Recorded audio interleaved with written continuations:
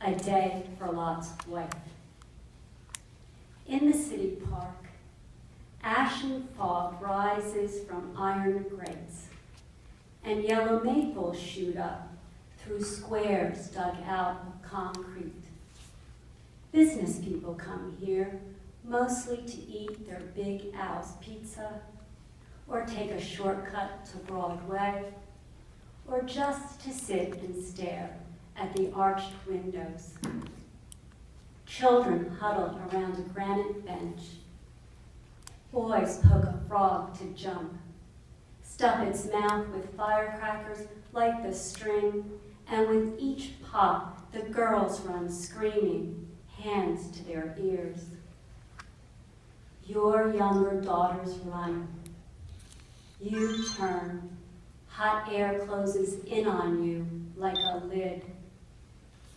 Your nostrils, the spaces between your teeth, fill with salt.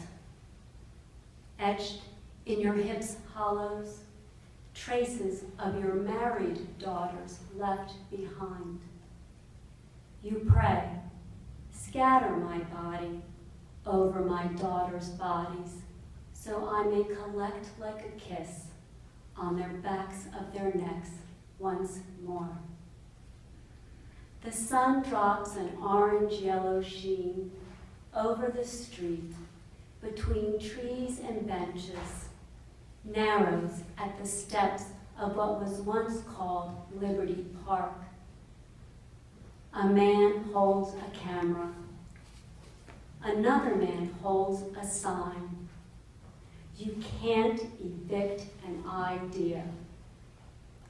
In Gentileschi's painting of Lot and his daughters, voluptuous young women dressed in gold and red lounge together. Your bronze bowl and silver pitcher lie at their feet. Lot buries his head. His daughters look back, not in horror, but in concentration, naming the brown clouds moving across the vesper sky: dog, crab, pig.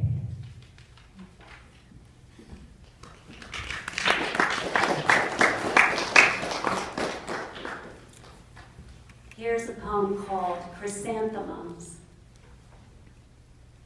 Imperial yellow rose line the pathway to my house. The perfect blossoms of both male and female parts stand at the center, rub cheek to cheek with their sisters. The female only blooms at the periphery, bending down into a skirt fringed with pom-poms, like the ones that wobble at the hem of my kitchen curtains, where once I washed each conjugal meal's dishes and cheered the natural order of Noah. A restaurant hostess asks, "Just one?" I break a chrysanthemum floret off its green stalk, spin it between my fingers. Yellow petals fade to lemon. Their lilac tips bleed to purple.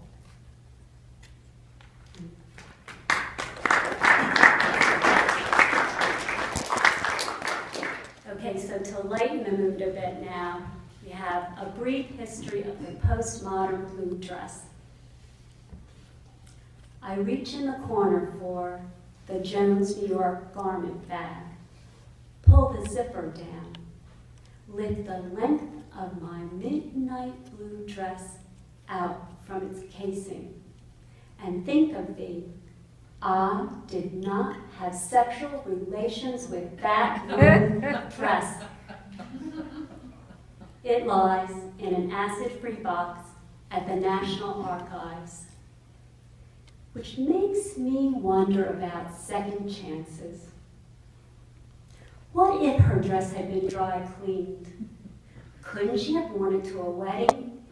Danced, her brown eyes dilating into the black hole of a different memory. My gown revealed nice thighs. The night surges back, Yo-Yo Ma playing the prelude to Bach's cello suite. His knees held warm cherry hips, neck nuzzled against neck. One hand trembled at the touch of each string as the other gripped a bow and quickened the strings into a crescendo. Still ruddy from the stage lights, he asked, "Do you know the way to Marco Island?" I have ballerina legs and a love for midnight like Kate, the Duchess of Cambridge. Yet she's repurposed her dark engagement dress into maternity garb, her baby bump, proud evidence of body pleasures. Giving away my dress will give someone else a chance to know. The curl of tongues and crush of lips, the rippling of breasts newly touched.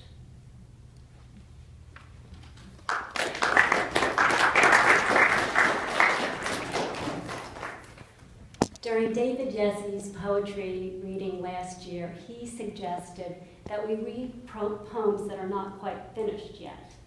This poem, titled Goat Rope, has nothing to do with goats. It's a term that was first used by aerospace engineers to describe chaotic situations that required hundreds of things to go right if you were going to walk away. Goat rope. Sunday, September Sunday, on a soccer field. Chaos of kids chasing the ball into the net. What a goat rope, someone tells me. Hundreds of hours of practice before they get this game right. I cradle my iPhone in my hand. My thumb slides, taps to the morning news, and I count. Crow plus crow plus crow. A murder. Of migrants. Yes, I can tell you. Just offshore. They lit a fire to signal their position. In the art section, a photo of 625 replicas of submarines, an armada tethered to a gray ceiling dangles by fish lines. Did you know fish swim in changing shapes? A long, thin line, a faster going wedge, or, when hungry, circling in a herd, like investors who wade through market information. They hold rational expectations, but I tell you, there are moments of irrational exuberance. The sight of thousands of starlings, a murmuration of twists and turns, waves of iridescent black that turn purple across the afternoon sky. Last night, in a holding pattern at 30,000 feet, I pressed my hand against the cold window, watched dozens of transponder lights blinking, circling down, into a spiral. And I can tell you this because someone was responsible for that goat rope. Hundreds of things had to go right for me to gaze this morning at the fog drifting across the Blue Ridge and watch the coaches show the children their positions. A referee blows his whistle. The fastest players hurtle downfield, surround the ball in a foot-stomping dance. Someone kicks the ball into the goal. The parents jump up, roar with delight, but the children huddle, place their hands one atop the other. Each child licked in sweat and tickled by golden flames.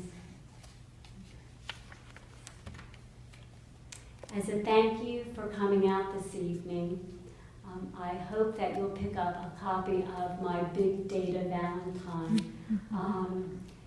I have Emery DiGiorgio to thank. She gave the prompt for that in her Intro to Creative Writing class, and it is going to be my first poem published in the Asteroid Belt Almanac. Thanks to Emery and all my Leap Street Poetry friends who helped read it and workshop it with me as well. My last poem is an open letter written by an American soldier deployed in Afghanistan to Tim O'Brien, a veteran of the Vietnam War, who wrote about his experience in a book titled The Things They Carried. Sane necessities: socks, water, canteens, poncho, toothbrush, personal crap, even the same damn shoe shine kit for the fucking desert. C rations or MREs, meals ready to eat.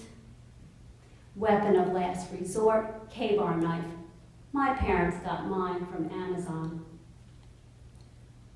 Everyone in my unit has a radio, GPS, night vision scopes.